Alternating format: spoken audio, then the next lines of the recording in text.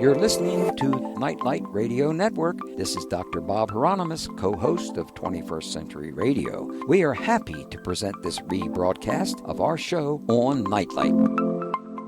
We're going to talk about, for the first hour and a half, the book that Budd Hopkins wrote called Art, Life, and UFOs, a memoir by Anomalous Books. Art, Life, and UFOs is much more than a UFO book. It's a heartfelt look back at the remarkable career of Budd Hopkins, the renowned abstract expressionist painter whose work can be found in the collections of the Guggenheim, Whitney, and Metropolitan Museums. Oh, that's pretty big, nice places there, as well as Boston's Museum of Fine Arts and New York's Museum of Modern Art. Hopkins not only explains the development of his work and how it would eventually reflect his UFO interests, but friendships with other seniors and artists, as well as the importance of other UFO researchers. Are you there, Budd Hopkins? I certainly am. I'm glad to be with you. And you're pitching arms pretty good tonight, huh? Oh, I guess so. Yeah, I thought so. You got a good curveball. You know, I'm not trying to exaggerate the abilities there. But you are a good swimmer, aren't you? Well, you know, I've had a complex time here in my life. You sure have, and as a matter of fact, we're going to talk about a number of those things. Now, after having written 4 books that are absolutely focused on the UFO abduction phenomenon, why did you decide to write a personal memoir that more or less covers your entire life? Well, actually, I began to think that there were so many kind of interesting and formative experiences I'd been through, both with how the UFO abduction phenomenon kind of unfolded in my life, and, of course, my life as a painter in New York City and so on. And I thought that to pass on, and of course I'm 78, which is kind of scary, 2 years short of 80, which is a little disturbing. To pass on and have this disappear was just something that I thought was intolerable. I wanted to get it down and get it out because I thought it would be interesting to other people, and also it would explain how my life had its complicated branches intertwined over many, many years. Mm-hmm. Yes, it certainly has. We're going to start from the very beginning. When you were just a couple of years old, you note that the depredations of polio led you to become an artist. How so? Well, the polio led me to eventually to become an artist in a very complex way. It's not a straight line. But I contracted polio when I was 2.5. I have almost no memories of that. But I was unable to walk for a year and a half or 2 years. My right leg in a brace and so forth. And I had to, in those years, as a little kid, when I should have been this very active toddler tearing around and getting into trouble, I was restricted to wherever I was put by my mother and my father. Mm-hmm. And I had to kind of invent a world that was not any farther away than my length of my arms and my fingertips.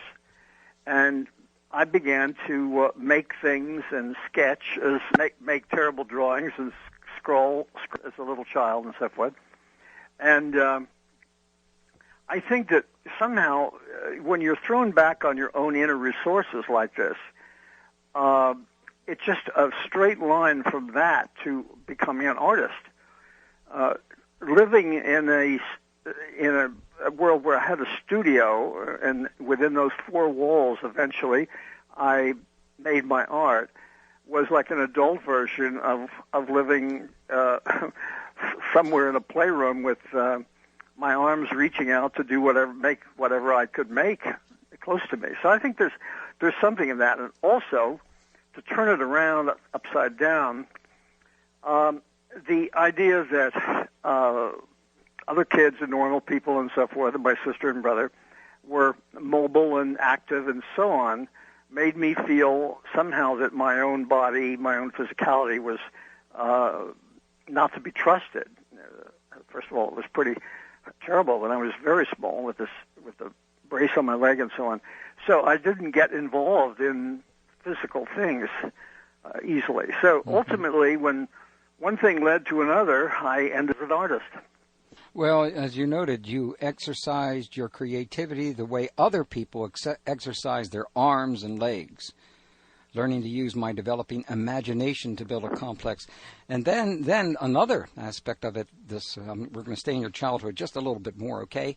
How did the order of your miniature domain affect your aesthetic of the paintings you did later on in life?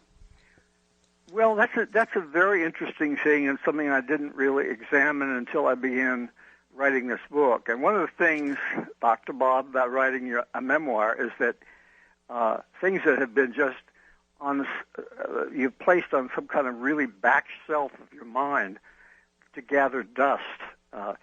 Suddenly you blow off the dust and take that thing out and examine it and say, gee, I never realized that. And this is what happened. I began to remember that when I was very little, that my mother would plump me down outside. This was on a trip to Florida where they took me to exercise my leg. Florida was seen as the cure for everything. So still is.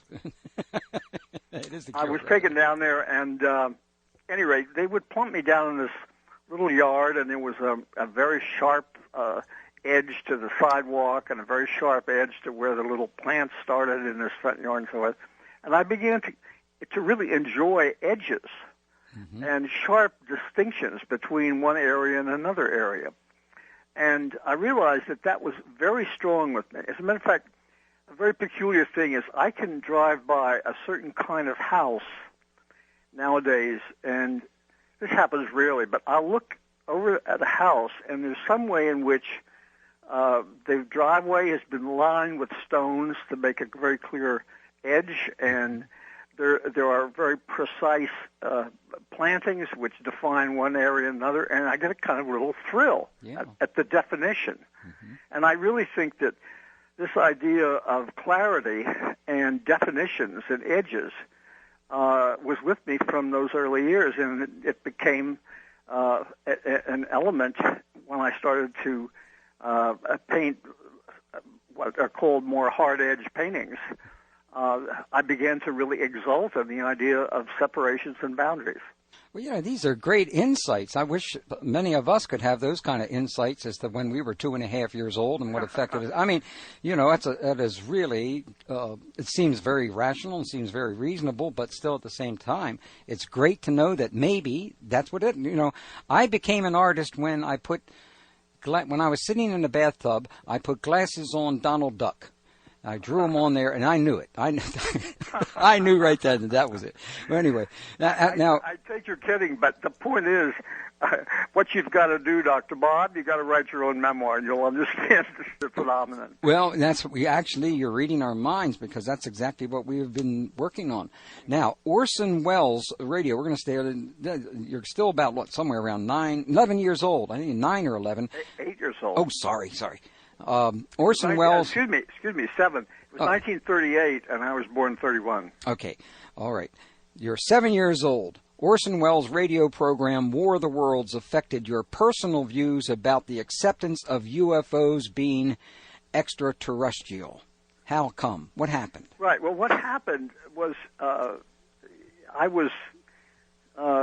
had been put to bed and so on, and I began to hear phones ring in my parents' bedroom and whispered worried remarks and so on, and suddenly I realized something very bad was happening. And at 7, of course, you don't know very much about bad things. But what happened was my parents came into my room my father wanted to look out the window to see what he could see. They had been told to listen to this program by some neighbor, and the whole town, the whole culture in a way was absolutely shaken up by this. And my mother was weeping. She was in a state of panic. And I heard somebody say the world's coming to an end. And, you can't imagine how that affects a 7-year-old. Sure. I don't know what that means exactly, but it's terrible. And ultimately, when it emerged that this had been a hoax, essentially, that's to put the worst possible adjective, noun attached to it, a hoax rather than just a straight radio play. Mm-hmm. There was this entire, practically nationwide revulsion against Orson Welles and against the program. There were stories, I don't know that they were ever confirmed, that people committed suicide or people had heart attacks and so forth because of the realism of the program. And one of the things that happened in my own personal life was to realize that my father, who I always thought was a rock and, brave and so forth, I saw him as being a terrified person.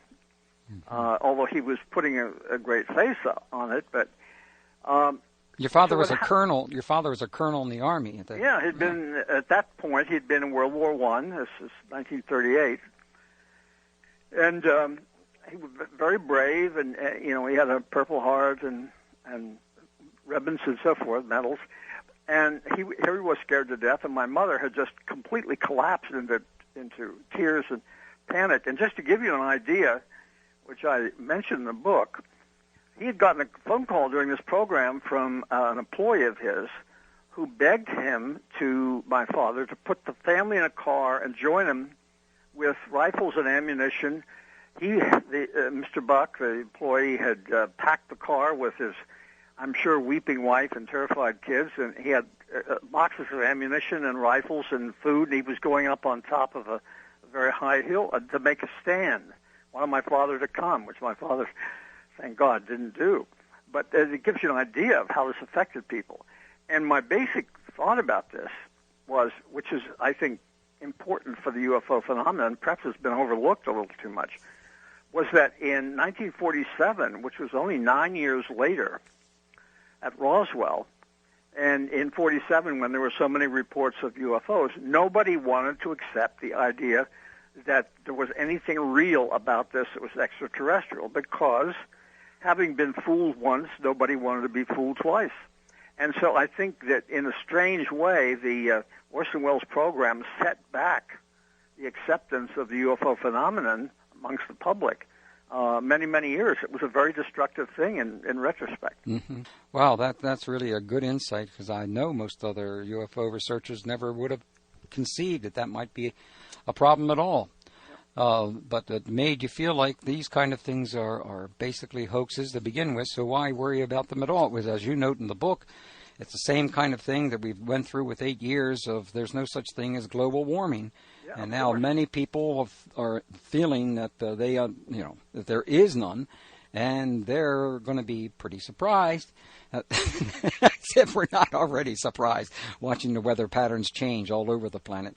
We're going to take our break here with Budd Hopkins, Art, Life, and UFOs, a memoir, anomalous books. Order from Amazon by clicking the link at 21stcenturyradio.com. This is John Schuessler, International Director for the Mutual UFO Network, and you are listening to the 21st Century Radio with Dr. Bob Hieronimus. Okay, now, here we find you're going to college now. I just love the story of your college situation and how your dad got fooled with that, but we can't get into that. That was great. There's a lot of humor in this book. Well, Oberlin College introduced you to 20th century arts and Kerouac. How did this affect your life when bumping into Kerouac and other folks there at Oberlin? Well, the thing is, Dr. Bob, that as a kid and as a teenager and so forth, I was always drawing, and I drew during World War II. I drew Messerschmitts and hurricanes and Mustangs and airplanes and so forth. And I used to draw portraits of members of my family, as I said in the book, mostly my grandmother, because she was asleep a lot, and so she was a great model. But the point is that I didn't know anything about art, capital A art. I didn't know anything about, shall we say, Cézanne or Picasso or Van Gogh or, you name it. I think I'd heard the name Rembrandt. But when I got to Oberlin, not knowing what I was going to major in, I stumbled into an art history class. And a friend of mine said, it's great, you go in and you look at these nice pictures, you can go to sleep if you need to. And I walked into this class, and the first lecture was on Corot, and I was totally blown away. These things were so beautiful. And the man giving the lecture, named Seymour Slive, was such a kind of charismatic speaker. And I'm looking at all these things, and what I started to do was to copy the slides quickly, sketches, as they went by, which is quite a job because you don't know how long something's going to be on the screen. And I suddenly discovered the seriousness of art and how important so many major figures were. And I realized that this is not something that's just a hobby like I had been treating it in my life, but this was one of the most important things anybody could do. And I started at that point. I started working as an artist and sketching and drawing, and I took art courses, and I took everything I could take at Oberlin that had to do with art, even a philosophy course. And Robert Motherwell came out to give some lectures and on contemporary art, and showed slides of Willem de Kooning and Franz Klein and Jackson Pollock, Robert and Rothko and so forth, and Mondrian. And I was totally captivated because I didn't know anything about any of this. This was, say, 1952. And, God, it's, 57 years ago, if my math is correct. And just a half a century ago. Yes, at least. I didn't do too well in math. But at any rate, I just, at that point, knew I was an artist. That was it. And that's when I really started working intensely on my own. Well, you know, we're going to talk a little bit about abstract expressionism in just a minute, but at college, you became involved with the fundamentalist Christianity. How did Van Gogh, there's so many ways I've heard of pronouncing his last name, but I'm not going to spit it out. I'm just going to say, how did Van Gogh disengage you from that? Well, this is, of course, a fairly long story, which I go into at length, how I got involved in sort of essentially moral issues that I interpreted in a religious framework, which was a mistake, as I realized in retrospect.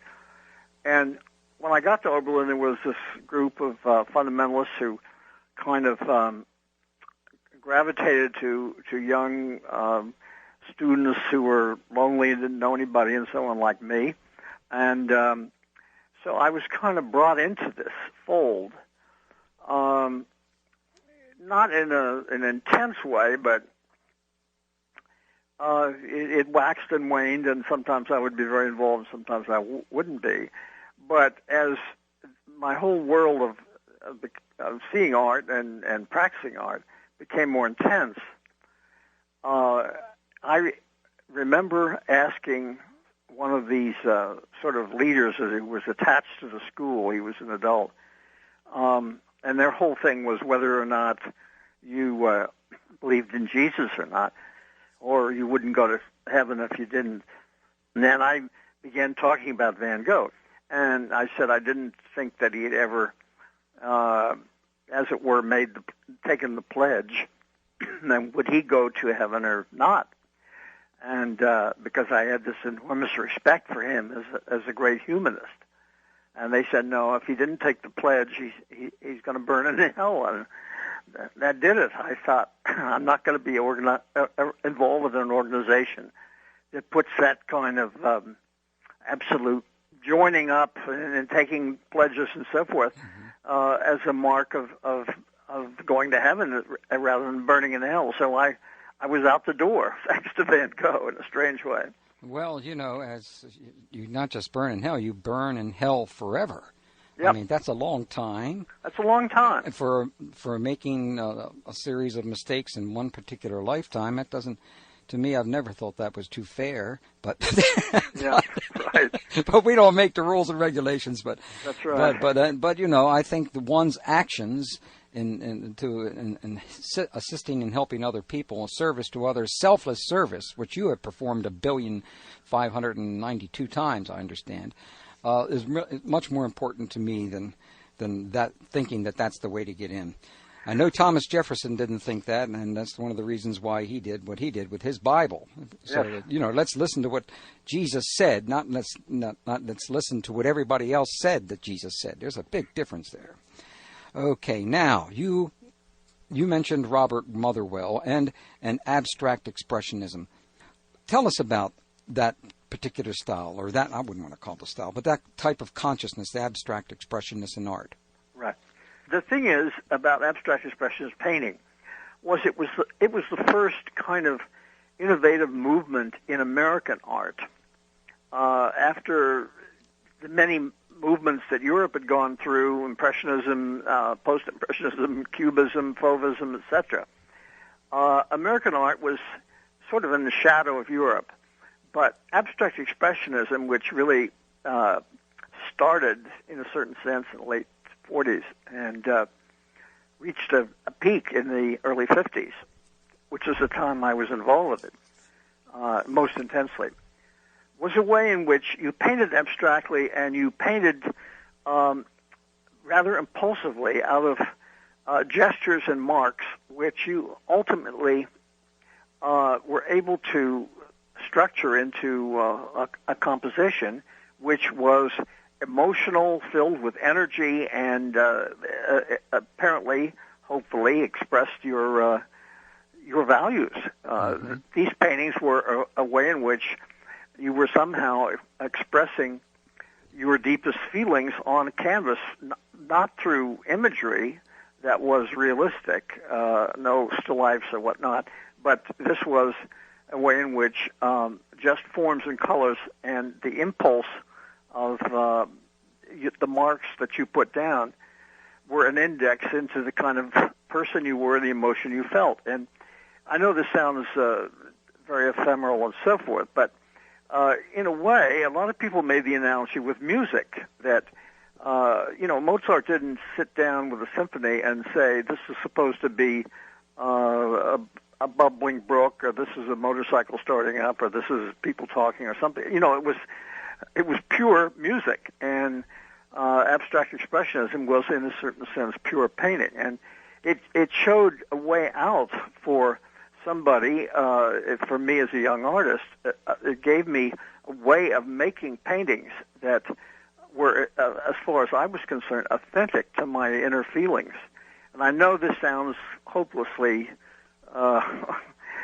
soft and vague, but it really wasn't. Well, it doesn't sound... No, I don't think so, Bud. I think it doesn't sound soft and vague, especially because of your experience and personally knowing and working under, studying, befriending some of the greatest, in my opinion, some of the greatest artists that ever lived on this planet.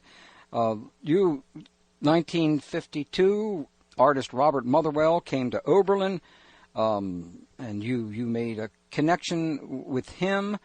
As a matter of fact, a lasting connection with him. How would you look at Robert Motherwell in relationship to other abstract expressionists?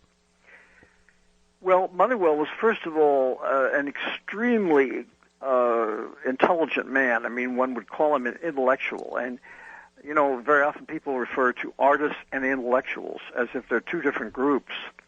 And with him, he was absolutely both.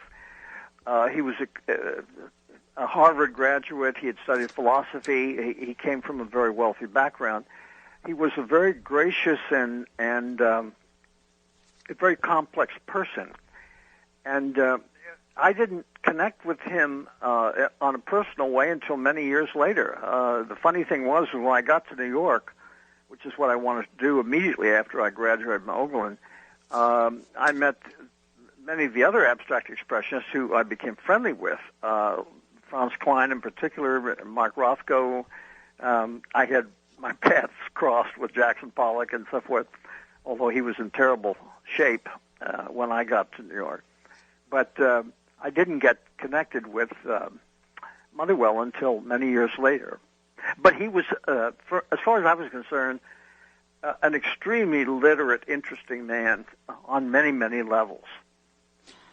Well, there was a bar, the Cedar Bar, that actually, I guess you might call it like a home for the many abstract expressionists. And you provide so many insights into the lives and tragedies of many of these abstract expressionists, legends. Mark Rothko, boy, what you revealed there, and examining his work, and then and getting into it possibly being related to the graves in Russia. Really, wow, that really got me. Yeah, well, that's an insight that I think hasn't been recognized as it should. Although the biography written about Rothko, when they interviewed me, that was included, that particular anecdote. But the point is that everybody was poor, everybody was broke, everybody felt very isolated in 1953 when I first got to New York, and the Cedar Bar was a sort of a refuge, or clubhouse or something. It was sort of like, I suppose, some of the cafes were for the Cubists, or before that, the Impressionists and so on in France. But it was a kind of amazing place. There are many, many extremely funny stories. You had some great ones in there. You really did. But I was going to mention something about Jackson Pollock there, but you gave me insight into this artist that I just never, and a lot of laughter as he gets introduced to various young ladies and approaches them in different ways. Yeah. And I guess when he had to go to the men's room, he went to the men's room. There's nothing about that. I mean, right? But I'm so tempted to spend the rest of our program on these individuals. But yep, we got to move on to another most important aspect of your life work in UFOs, and we're going to take our break here. And when we come back, I'm going to quiz you. I hope you can remember this part. Okay? Remember, you can remember all your book, can't you? I hope you can. I think I can. All right, but but you note that in the New York art world, there was a general indifference to politics and non-visual arts. You really educated the hell out of me in regards to this, as well as finally I understood why the abstract expressionists and the Beats didn't have much in common at all, which shocked me a long time ago, but now I can understand it a little bit better, and we're going to find out those things when our guest, Budd Hopkins, returns. Art, Life, and UFOs, because we're getting into the UFOs part of it, friends. It's a memoir, Anomalous Books. You can order from Amazon by clicking the link on 21stcenturyradio.com. Hello, this is nuclear physicist Stanton Friedman, the original investigator of the Roswell incident. You are listening to 21st Century Radio with Dr. Bob Hieronimus. Welcome back. Our guest is Budd Hopkins, Art, Life, and UFOs, a memoir, Anomalous Books. Go to 21stcenturyradio.com and click on that, and you'll find the book. Who's doing that music there? What is that? It's not the... It's not Tommy Dorsey. Who is that? Dr. Kortner. Oh, Jean-Michel. Oh, yeah. 8 years of French, and I can't even speak it. Well, Budd, yes. Did you do enough studying for this to answer this question? You note that in the New York art world, there was a general indifference to politics and the non-visual arts. Why? Well, I think that one of the things that happened was that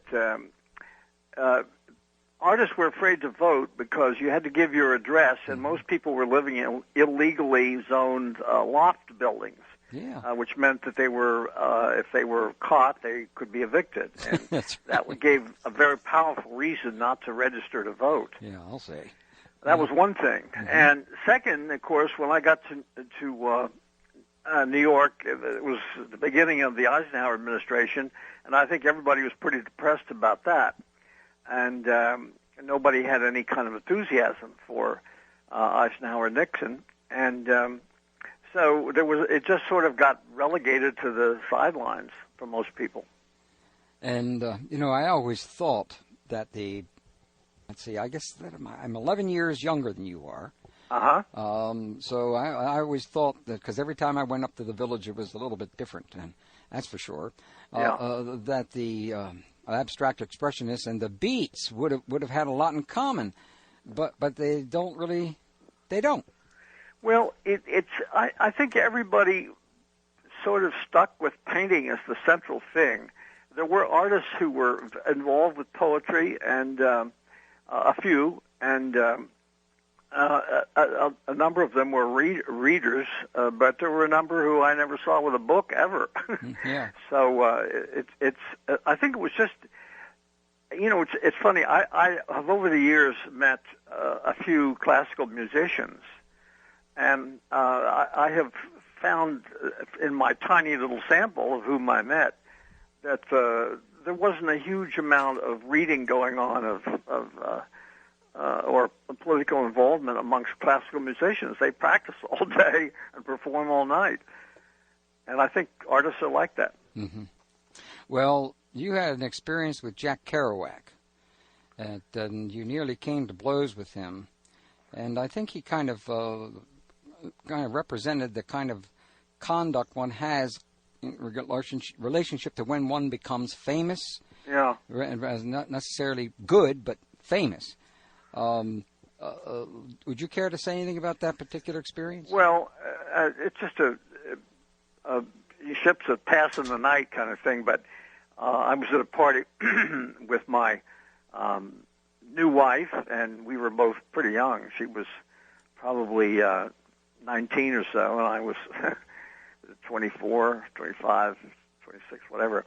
And Kerouac was there with some of his cohorts, and he started, as they say, hitting on Joan. And when I was not present, I was getting a drink or something.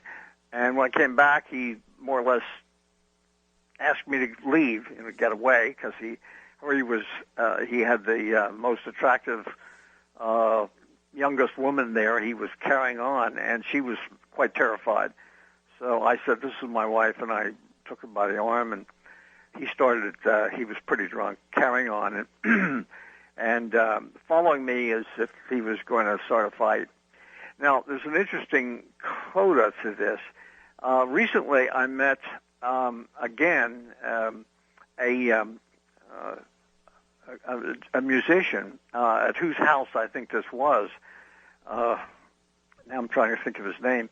But at any rate, we were comparing notes, and he had been a very close friend of Kerouac's. And when I told him this story, because it had happened in his apartment, he said, "Bud, I knew him extremely well, and I spent many, many hours doing exactly the same thing, trying to prevent a fight and pull him away from somebody who he was, as they say, hitting on." I think it was just a kind of arrogance that he was the big star, and he on the road had been written and so forth.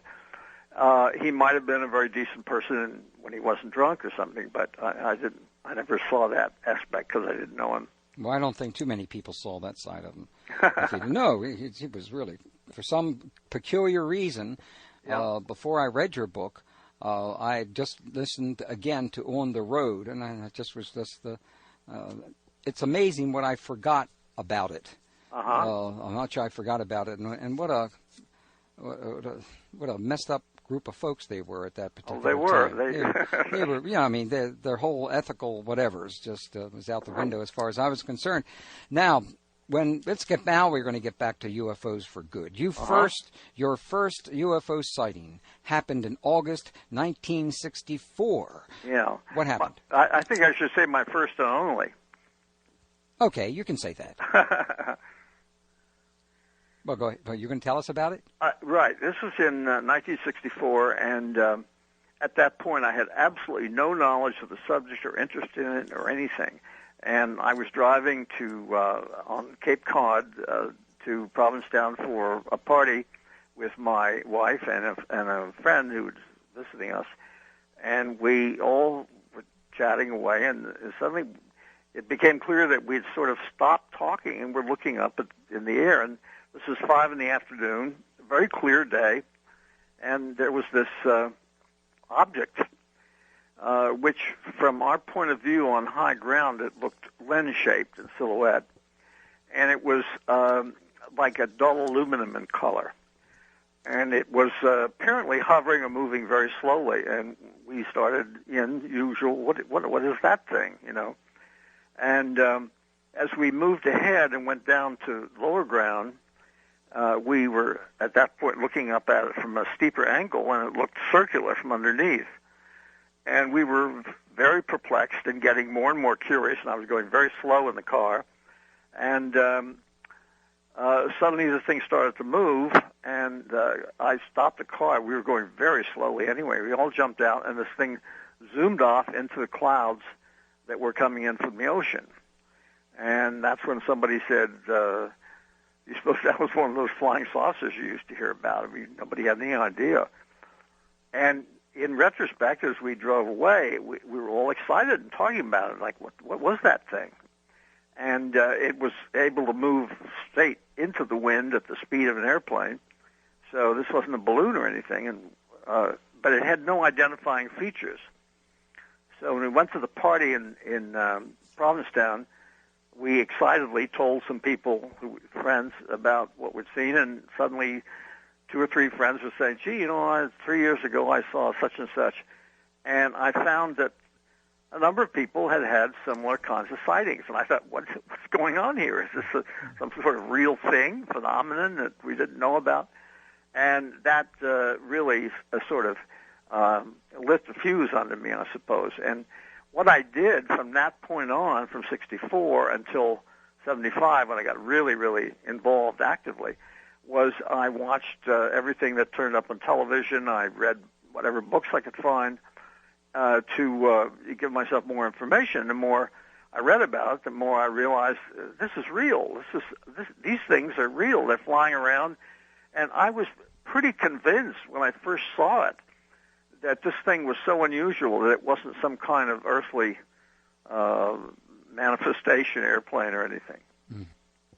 Well, as you note, you said, from the vantage of the present, I can easily see an analogy with my continuing interest in UFOs in 1964 and the indifference almost everyone else displayed, particularly those colleagues of mine in the art world. Yep, absolutely. And that's still happening today. Yeah, right. But it was very upsetting that I'm thinking, here is this, like possibly enormous issue. Possibly very enormous issue. Yeah, like one of the greatest issues, period. Absolutely, and I couldn't get very many people to be interested either. One of my friends said, well, Bud, it's not that I don't believe you, but he said, until I can kick the tires on one of those things, I won't believe it. That's right. Well, he's not going to get a chance to do that, because I don't think they got any tires to kick. I don't think so. Now, we're going to need, obviously, we just have a few seconds. Is that right? No, about 30 seconds. When we return, looking into this UFO, that particular UFO sighting may have affected your painting. We need to touch on that. And then the November 1975 George Obarski UFO encounter in North Hudson Park. We need to check that oil, as we used to say back in the old days. With Budd Hopkins, Art, Life, and UFOs, a memoir, anomalous books you can order from Amazon by clicking the link on 21stcenturyradio.com. Our guest for the next 20-some minutes is Budd Hopkins, Art, Life, and UFOs, a memoir, anomalous books. You can order from Amazon by clicking the link on 21stcenturyradio.com. And also, gosh, Rudy, Bud, we got this, it's not an email. This is off the web of a new UFO documentary from James Fox. I'm sure you know all about this, right? Oh, yeah, I do. Mm-hmm. It's called I Know What I Saw. Yep. You want to say anything about it? Well, I've seen it, and it has a kind of focus on the press conference that James Fox and Leslie Kean organized in November of 2007 in Washington, and it has parts of that press conference which are so important because the people who were speaking were officials. Government people. There were 2 generals retired, people from, I think, as I remember, 7 or 8 different countries. And their segments are going to be in that film. And, of course, it's also going to be kind of a history of how the UFO phenomenon unfolded in the United States and worldwide. And it's very well done, and I highly recommend it. It's going to be, I think, a major film. Okay, that opens. It's going to be on tonight. I guess it may have been started, but it's also on tomorrow night as well on the History Channel. Mm-hmm. Thank you, Bud. Now, we talked about your first UFO sighting. How might have this UFO sighting affected your painting? Well, I think one of the things that I began doing, and I didn't really in my painting, and I didn't really connect it with the UFO phenomenon, was that I sort of calmed the painting down and made it the compositions a little more orderly, a little more hierarchical. And the interesting thing was that they, for the next 20 years, were dominated more or less by a circle as a central form. Some of those circles, they were all different. Some of them in the early examples, and some of those are reproduced in my book, had a big black circle in the center with some forms kind of speeding into it. And the black circle could be read either as a hole in the painting that you're looking into, or a black thing on top of the other forms. I mean, I deliberately jiggled the space of the painting in such a way that it was extremely ambiguous. And I had the German actor Maximilian Schell, who had bought some paintings of mine, said that he really thought that the UFO experience had influenced the work. And I said, I don't think so. The artists don't like to admit that anything influenced them. Well, nothing's ever influenced me in all my life. Oh, of course not. No. It doesn't happen. It's all original thinking. Yeah. I think the president's trying to reach you right about now. Yeah, that's an accident. Yeah, President Obama. But the point is that I think that no, I put him on hold. Yeah, good thing. But the thing is that I believe that there was some sort of a spillover from those experiences into the paintings. And what happened is my paintings began to get a little more structured and calmer, as if they were a little more classical and emotionally steady than they had been before. In a strange way, that happened after the sighting instead of the opposite. One might have thought that it went the other way around, that it was I would have gotten very discombobulated after the sighting in the work, but the opposite happened. And ultimately, I started making temples, guardians, and altars. Awesome. And wow. so those forms all really kind of came from the way my work had been developing anyway. There's nothing magical about that. But I do think there was an influence. Yeah, and once again, how fortunate to know what those influences are. I think that most artists would have died before they figured that out. Really, because they don't, just like you say in the book repeatedly, that many artists do not ever want to talk about what influences them, or that, in fact, if anything influences them, but we're always been influenced. De Kooning, who was a very sharp, sly man, when he was asked what artist influenced him, and he said all of them. That's good. That's a good one. You can't get around that. That's pretty good. That is pretty good. But in November 1975, George Obarski, and he was quite a character. I really enjoyed reading this stuff. You're a good writer. He was a remarkable guy. And he had a UFO encounter in North Hudson Park. Tell us what happened. Well, George Obarski had a little liquor store across the street from me on 16th Street. And I used to go in there and get my wine for dinner and all that. And he was a big talker, but in a funny way. He was always complaining and griping and so forth. usually about politics. And we never, ever mentioned anything about UFOs or art. I mean, two subjects I felt he had no interest in. And one day I walked in and he said, I don't know what, he was pacing around behind his counter. He said, I don't know what the world's coming to. A man could be coming home at night and this thing can come down and land next to his car and scare you half to death. And I said, what's that, George? And what unfolded was an incredible experience in a landing of an object, UFO, roughly 35 feet in diameter, something like that, in a park on the Jersey shore, the Jersey Palisades, right opposite about 86th Street in Manhattan. I mean, this is like 1 mile from Broadway, literally. And these figures got out and dug soil samples in seconds while he's in his car looking dumbfounded. And then the thing took off, and he had some very colorful ways of describing what happened and how it looked and so forth. He described the little figures that got out. He said in one piece where he was some kind of one-piece outfit, he said they looked like kids in snowsuits. And very interestingly, I have run into two later accounts of the same kind of saying, oh, well, these were actually abduction accounts. It seemed to be.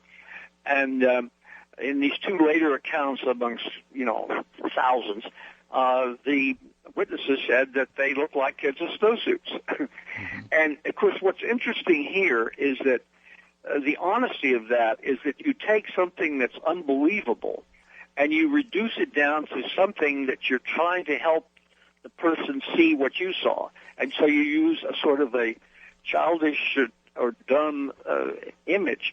If you're trying to do the opposite, you might say, and you're making it up, they were beautiful and they had long flowing hair and robes and they this and that. That's the kind I like, Bud. That's the kind you like. No, but you know right away you're in trouble because what they're doing is kind of elevating the thing to some level at a godlike level that is going to be very impressive.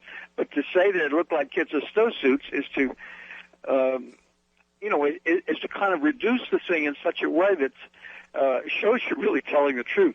And incidentally, just one thing I would like to mention, I didn't put this in the book, but when there was a television program done about this sighting, it became a very big story because there was another witness who saw the whole thing from another point of view, a doorman.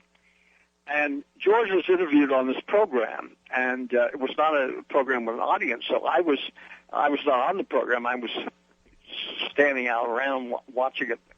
And I said to George when he's going on, I said, George, they might try to question your honesty or something. And I said, tell them immediately about the other witness who confirmed what you saw. And describe what the witness said he saw. So when George was on the program, the rather smarmy interviewer said, well, I got to ask you these things, Mr. Barsky. Is there any insanity in your family, or is there any alcoholism, and these sorts of things? Mm-hmm. Yeah. And did you really see this?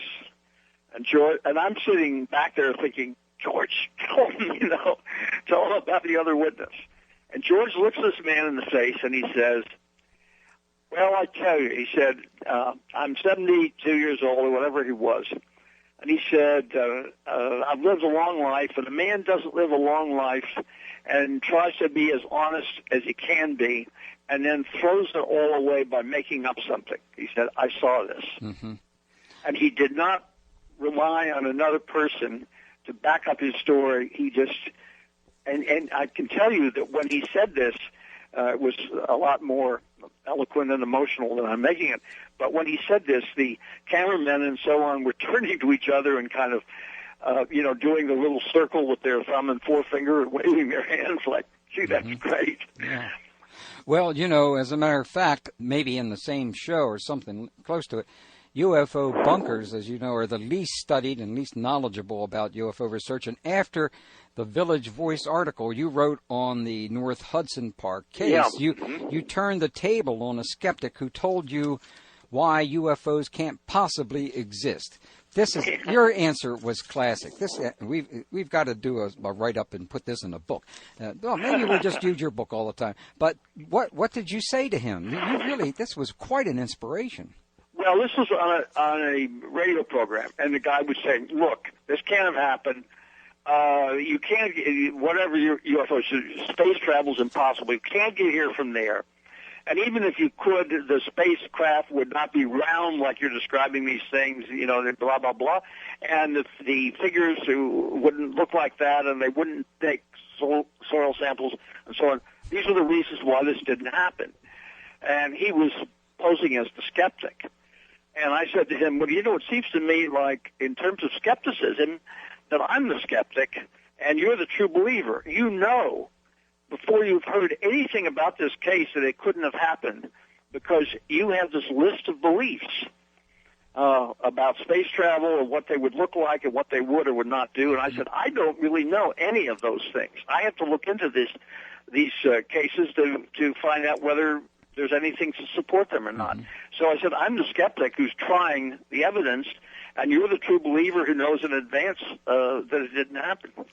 That was precious. That really was.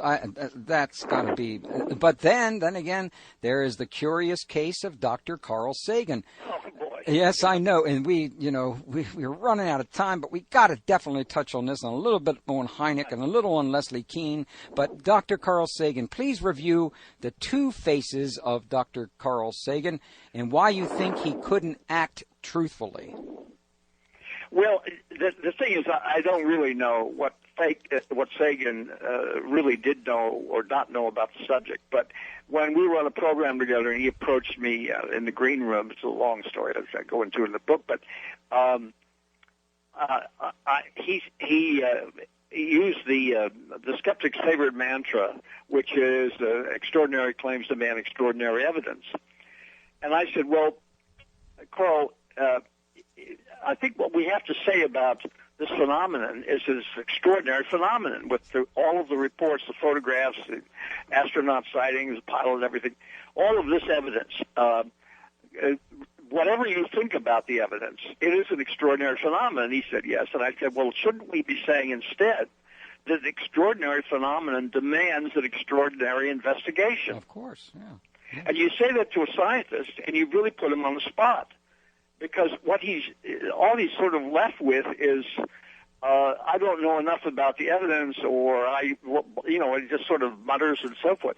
But he was, I think, really thrown by that. And actually, when I began the Intruders Foundation, that became our slogan: "An extraordinary phenomenon demands an extraordinary investigation." And how can any scientist kind of put that down? Well, then he agreed with you that if there was an important case, a really good case, you contact him and he'll work on it with you. And of course, he'll look into it with me. And I waited till I got a case of a student actually at Cornell where he was teaching, and it was a very, very good case and a very touching letter and so forth. And so I sent a copy with the student's permission to Sagan, and I put out, I thought, a very generous proposal that we get together and we can look into this. And I said, if there's any kind of hypnosis that would be involved, I said, you can get somebody from the psychology department to do it. I don't have to do it. I just want to be there. And I said, we'll just work together on this. And I said, whatever we learn and whatever you learn, it's going to be helpful, to both of us. And he sent me about a month later, like this little short reply saying he didn't find this an interesting case. The man had a scar on his leg from the incident, and it's a whole long, complicated thing, but he was just bowing out because it was better for him to kind of pontificate on television and sort of tut the whole subject and so forth than it was to actually get his hands dirty by looking into something. Yeah, well, I'm sure you remember Phil Klass, but Phil Klass had some real classics, like the one I thought was a really classic one, was when something was brought up about UFO piece of evidence. Phil Klass would say, yeah. I've got the answer to that, but it's in the glove compartment of my car outside, and we don't have time to go out and get it. And, of course, at the end of the show, they said, okay, go get it. He said, well, it's not out there. And they said, you made it up? He said, well, I thought it was out there, but now I realize I didn't have it there. Yeah. I mean, it's... well, he was... I have to say this. I don't like to speak ill of my fellow human beings, but this man was essentially despicable, as far as I'm concerned. Yeah, I think he was worse than despicable. I mean, I think you heard, you read what NASA wrote about him after he passed on as being most unreliable. And yet, absolutely. They were referring. He was all over. He was all over the media. I'm sorry. Right. Well, when I quoted something, outrageous that he had said to Carl Sagan, I said, "Your man, class," and Sagan immediately sort of put up his hand. He said, "He's not my man." Yeah. Like he didn't want to be connected with him. Now, you had a wonderful relationship with J. Allen Hynek, Yep. but there was something that really was adorable. He related to you, "Damn it, Bud, you make a strong case for abductions, and I don't like it, because I don't accept it." I don't accept it more easily if I thought the aliens made mistakes. And after his passing, you discovered aliens made a lot of mistakes. Many mistakes. Yeah. So what kind of mistakes were they making? Well, putting the wrong clothes on the wrong people, back to the group people. And when they dressed them, they put the wrong shirt on somebody.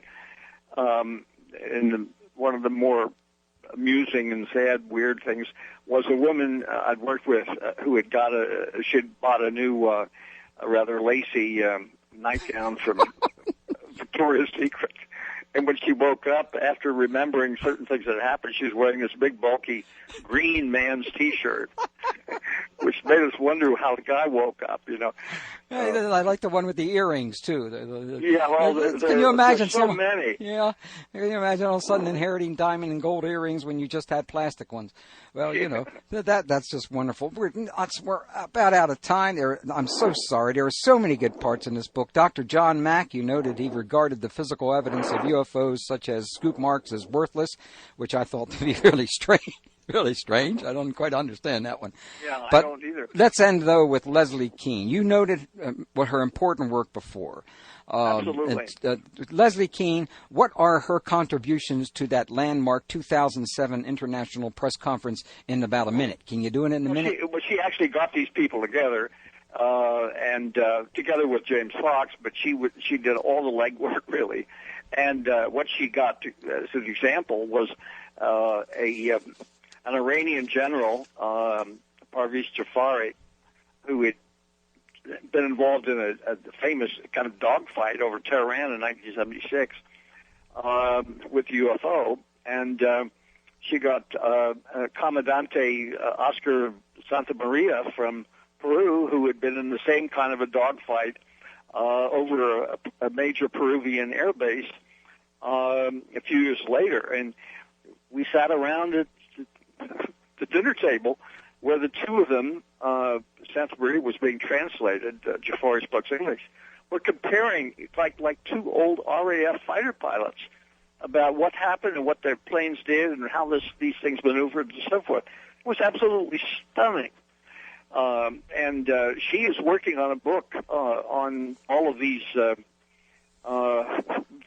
major political figures and generals and so forth. I think her book is going to have 5 generals' testimony in it. Good heavens! Yeah. So it'll be coming out next summer, and you're going to have her on the program. It's really a major piece of work. So that her work and that accomplishment is part of that new UFO documentary of I Know What I Saw. Absolutely, they work together closely. And incidentally, let me ask you a question. Yes, sir. Did you enjoy reading the book? I loved it. I had a great time. And you see, with my insane schedule, I had to read your entire book, and I did it in one day.